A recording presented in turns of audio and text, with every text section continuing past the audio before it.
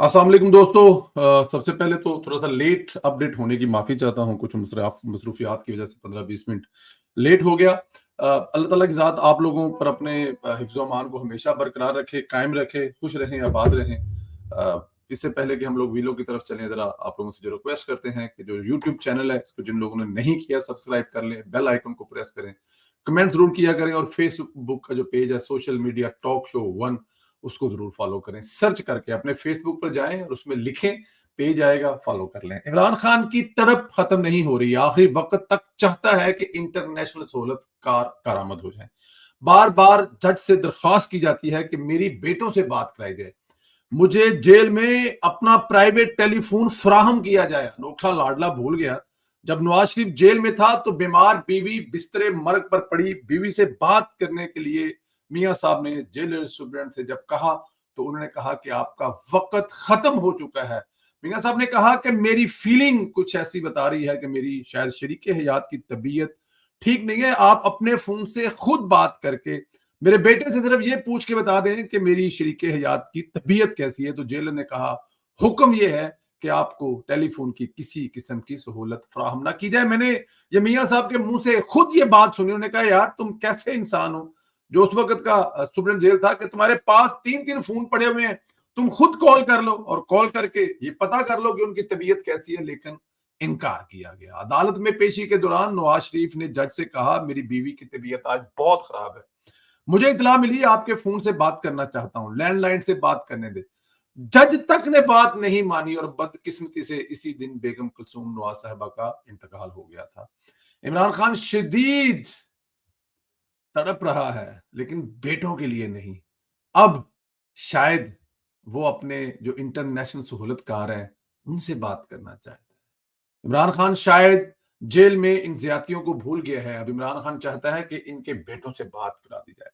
जो अपने बाप का जेल में पता लेने नहीं आए, जो बच्चे इतने संगदिल हैं, बेमुरव्वत हैं, इमरान खान को इनकी याद क्यों सता रही है? असल कहानी जो मैं आपको बता चुका हूँ, वो ये है, इमरान खान बेटों के बहाने बात करना चाहता है, पता करना चाहता है कि क्या किया तुम लोगों ने मेरे लिए अब तक? उनका भी जवाब यही है कि जो तुमने हमारे लिए सारी उम्र किया है, अब हमने वही तुम्हारे लिए किया है। असल कहानी कुछ और है। असल कहानी ये है कि इमरान खान बेटों के बहाने अपने इंटरनेशनल हैंडल से बात करना चाहता है, जमाइमा से बात करना चाहता है और अपने लिए मज़ीद दबाव बढ़वाना चाहता है। जमाइमा इमरान खान के तमाम इंटरनेट के फितने को फंड फराहम करती है और लेकर भी चलती है। आपने देखा होगा लंदन में जितने भी इंतशारी हैं, सब जमाइमा के पैरोल पर हैं। इमरान खान जमाइमा के ज़रिए आखिरी हद तक जाना चाहता है, जेल से बाहर निकलना चाहता है, मुल्क से भागना चाहता है। बस इसीलिए बेटों से बात करने की बार-बार दरख्वास्तें कर रहा है। अटक जेल में भी जज से कहा था, जज ने सुप्रीम से कह दिया था कि बेटों से बात करा दें, लेकिन सुप्रीम ने बात नहीं कराई थी। अब अडयाला में भी जज ने सुप्रीम को कहा है कि, लेकिन उन्होंने ये कहकर इनकार कर दिया कि ऑफिशियल सीक्रेट एक्ट के तहत गिरफ्तार मुलजमान की बैरून मुल्क बात कराने की इजाजत नहीं। जिन्हें बताया गया है कि जिस शख्स ने मुल्क से गद्दारी की हो, राज बेचे हों, इसको बैरून मुल्क बात नहीं करवाई जा सकती।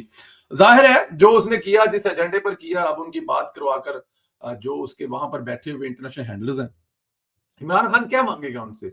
या अपने बेटों से बाप कितनी इमरान खान की अपने बेटों और बेटियों से जो मोहब्बत है, वो मेरे ख्याल में सारी दुनिया जानती है। अब मतलब उस वक्त लोगों को बातें करते थे ना, मतलब जब नवाज शरीफ साहब जेल में होते थे तो एक लंबी लाइन लगी होती थी। मुझे खुद याद है, मैंने 3 दफा मियां मोहम्मद नवाज साहब से बात की, 2 दफा लाहौर कोट लखपत जेल में और 1 दफा अडियाला जेल में। तो वहां पर एक लंबी लाइन लगा था कि यहाँ पर कोई मेला लगा है। मतलब लोग इस मैंने वहां पर एमएनए, एमपीए, वजीर, गवर्नर, सदर ममनून हुसैन साहब भी हमारे साथ थे उस मुलाकात में। शाहिदा खान अब्बासी साहब भी हमारे साथ उस मुलाकात में शामिल थे। हमजा शबाज उस मुलाकात में शामिल थे।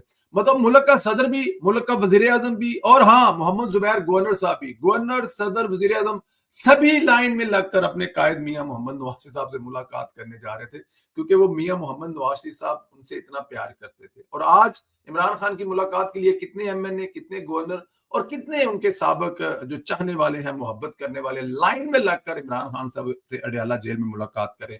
कोई भी नहीं, क्योंकि इमरान खान ने किसी को किसी जोगा छड़िया ही नहीं है, तो वो क्या किसी से बात करेंगे या क्या किसी को जाकर मिलेंगे? But any how, Imran Khan साहब की अब जो बात है वो मेरे ख्याल में नहीं होगी। अब जब कभी उनको अगर जिंदगी में मौका मिला वो बाहर आए तो तभी बातें करेंगे। इधर पिंकी पीरी ने इस्लामाबाद हाई कोर्ट में एक और दरखास्त दाग दी है, दायर नहीं की बल्कि दाग दी है। कहा है कि मेरे शोहर की जान को जेल में खतरा है, इनको तहफ्फुज दिया जाए।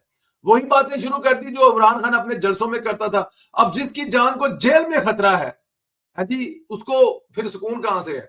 और अच्छा, अब साथ में ये देखें बुशरा बीबी ने कहा क्या है, मेरे शोहर को जेल में जहर दिया जा सकता है, मारा जा सकता है, इसीलिए रहा कराए। अंदाजा करें इनकी अप्रोच क्या है। ये वही इमरान खान है जिसकी हुकूमत में साबिक वजीर आजम नवाज शरीफ साहब को जहर दिया गया था। तो सवाल तो यह है कि बुशरा बीबी को इन चीजों का खदशा है क्यों? तो जवाब है, जो चीजें इमरान खान अपने मुखालफिन के साथ करता रहा, डर तो लगेगा। अब डर लग रहा है कहीं मेरे साथ वैसा ना हो जाए। आप जान चुके हैं कि नवाज शरीफ को जहर दिया गया, मरियम नवाज से लेकर कई लोगों पर कातलाना हमले किए गए, लेकिन नाकाम रहे। अब इमरान खान को अपना किया याद आ रहा है, लेकिन बंदियाल के जाने के बाद इमरान खान की तमाम सहूलतें खत्म हो गई हैं, तो सब यतीम हो गए हैं। इनकी किसी भी गैर आईनी दरखास्त पर रिलीफ नहीं मिलता, तो इसीलिए अब जजों को जो है वो बैठकर गालियां निकालते हैं। दोस्तों, ये तारीख का एक हिस्सा है।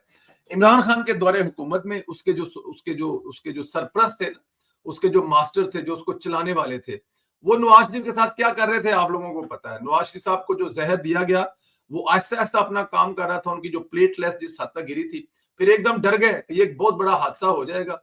नवाज शरीफ साहब की एक बहुत बड़ी फैन फॉलोइंग है और इससे पहले इस तरह की हरकतें हो चुकी हैं। बेनजीर को जो मारना, ये सेठ वकार जिसने मुशर्रफ के खिलाफ फैसला दिया था कि इसको इस्लामाबाद के हाई कोर्ट में, उसका मरना, और बहुत सारे जुल्फकार अली भुट्टो से लेकर, तो ये एक जो हादसा खुदा ने बचाया उस हादसे से, और अकल और समझ आई कि नहीं, इनको जितनी जल्दी हो सके बाहर भेज दें, कि खुदा ना करे अगर कुछ हैपन हो भी कि तो हम कहेंगे जी इंग्लैंड गए थे, वहां पर कुछ हुआ है, हमारा तो कसूर ही कोई नहीं है।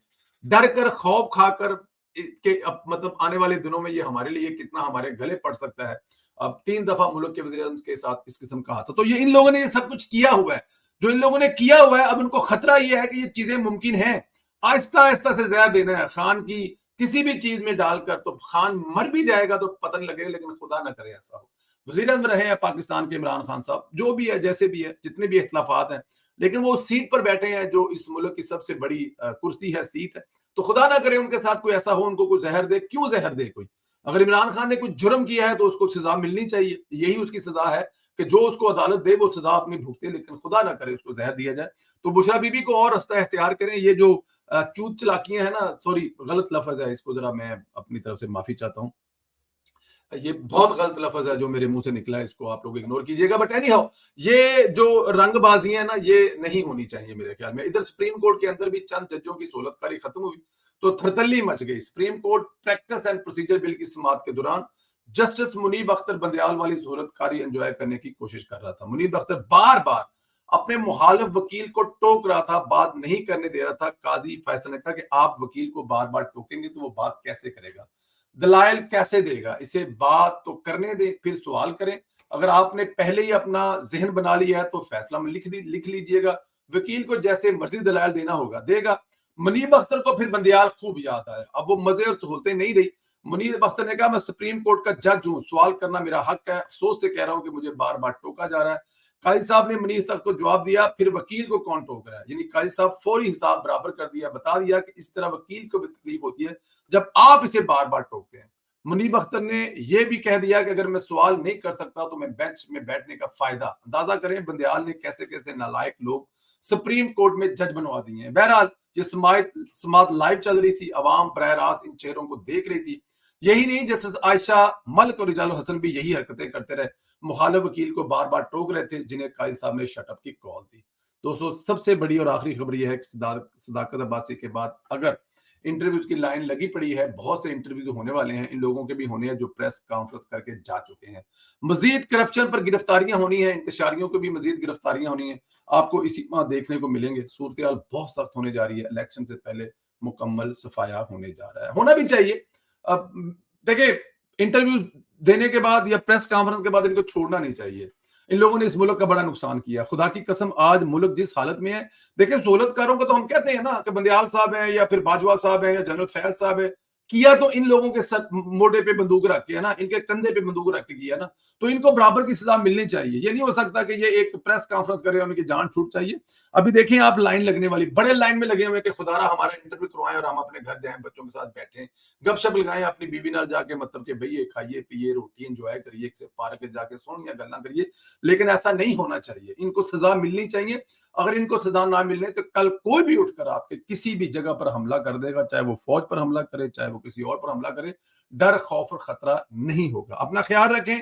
माजरत लेट वीलॉग अपलोड होने के लिए हमारा यूट्यूब चैनल जरूर सब्सक्राइब करें, बेल आइकन को प्रेस करें और फेसबुक का जो पेज है सोशल मीडिया टॉक शो 1 उसको भी जरूर फॉलो कर लें।